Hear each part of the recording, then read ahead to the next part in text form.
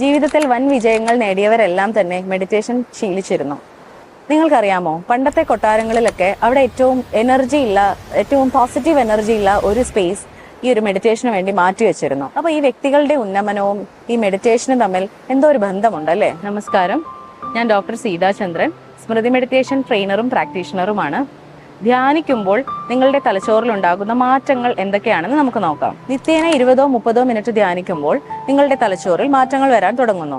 കാലിഫോർണിയയിലെ സ്റ്റാൻഫോർഡ് യൂണിവേഴ്സിറ്റിയിലെ മാറ്റ് ഡിക്സൺ എന്ന റിസർച്ച് സ്കോളർ നടത്തിയ ഗവേഷണ ഫലമാണ് ഞാൻ ഇന്ന് നിങ്ങളുമായി പങ്കുവയ്ക്കാൻ ഉദ്ദേശിക്കുന്നത്. മെഡിറ്റേഷൻ പ്രധാനമായും തലച്ചോറിലെ 2 പ്രധാനപ്പെട്ട പ്രവർത്തനങ്ങളെയാണ് സ്വാധീനിക്കുന്നത്.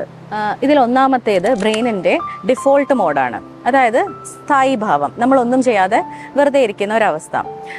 ഈ ഒരു സ്ഥായി ഭാവത്തിൽ ബ്രെയിൻ എപ്പോഴും ഒന്നുകിൽ നമ്മളുടെ ഭൂതകാലത്തിലോ അല്ലെങ്കിൽ ഭാവി കാലത്തിലോ വ്യാപൃതമായിരിക്കും. അതുകൊണ്ട് തന്നെ ഭയം, കുറ്റബോധം, ആശങ്ക, ഉത്കണ്ഠ എന്നിവ നമ്മളെ കീഴ്പ്പെടുത്തിക്കൊണ്ടേയിരിക്കും.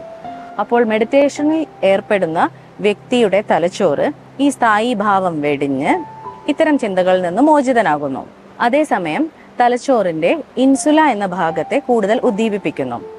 അപ്പോഴുള്ള വിചാരങ്ങളെക്കുറിച്ച് കൂടുതൽ ബോധവാന്മാരാക്കാൻ നിങ്ങളെ ഇത് സഹായിക്കുന്നു.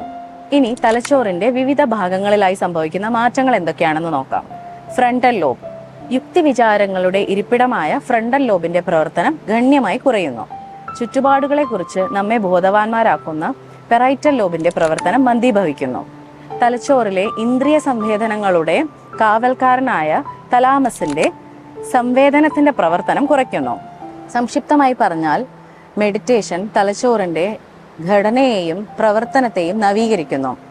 നമ്മൾ പഴയ കാലത്തെക്കുറിച്ചോ അല്ലെങ്കിൽ ഭാവിയെക്കുറിച്ചോ ചിന്തിക്കാതെ വർത്തമാനകാലത്തിൽ ജീവിച്ച് ശാരീരികവും മാനസികവുമായ അവസ്ഥയെ ശ്രദ്ധിച്ച് ആസ്വദിച്ച് മുന്നോട്ട് പോകുന്നു.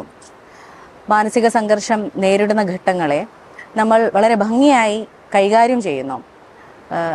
നമുക്ക് തന്നെ ഞാനാള് തിരക്കേടില്ലല്ലോ എന്നൊരു ആത്മാഭിമാനം നമ്മളുടെ ഉള്ളിൽ വരുന്നു. മുൻപ് പേടിച്ച് വിറച്ചു നിന്ന സന്ദർഭങ്ങൾ ഞാനിപ്പോൾ എത്ര മനോഹരമായാണ് കൈകാര്യം ചെയ്യുന്നത് എന്ന് നിങ്ങൾ അത്ഭുതപ്പെടുന്നു.